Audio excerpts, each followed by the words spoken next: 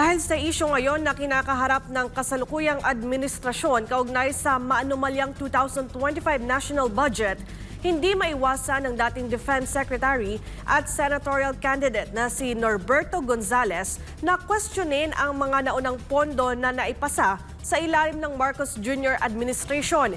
Gate nito, baka hindi lang ito ngayon nangyari na may mga blankong items na naipasa. Si Elmar Forzuelo magbabalita.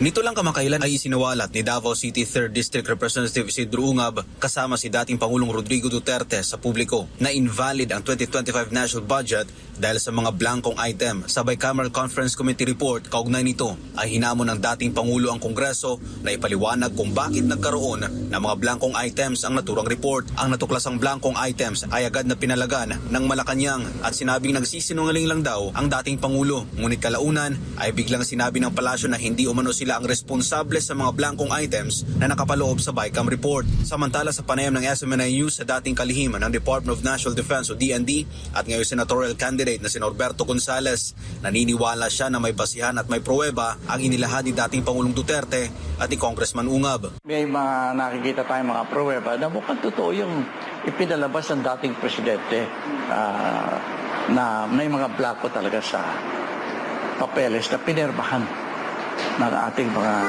members ng bicameral. Sa ngayon ay wala pang naipapakitang maayos na paliwanag ang mga mambabatas patungkol sa naturang issue. Kaya naman para kay Gonzales, importante na malaman ito ng taong bayan. Para siguro sa taong bayan, importante makita natin ang totoo dyan. Dahil sa maanumalyang 2025 national budget, hindi tuloy maiwasan ni Gonzales na magtanong sa kasalukuyang administrasyon kung naging tapat ba ito sa mga naunang budget.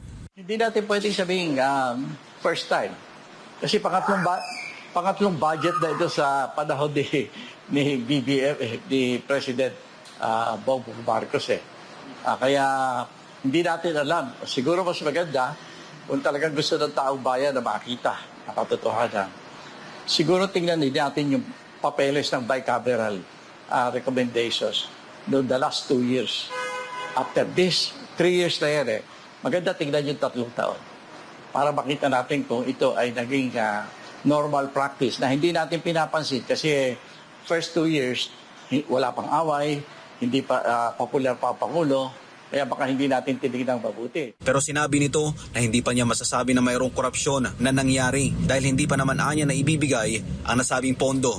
Hindi pa natin masasabing may corruption, may intention. Kasi hindi pa naman na-release yung pera. Kaya hindi pa natin masasabi na may corruption na nga. Pero yung design, yung intention, palagay ko para makapabor ng ilang mambabatas yan. Para sa Diyos sa Pilipinas, kung mahal Elmar Forzuelo, SMNI News.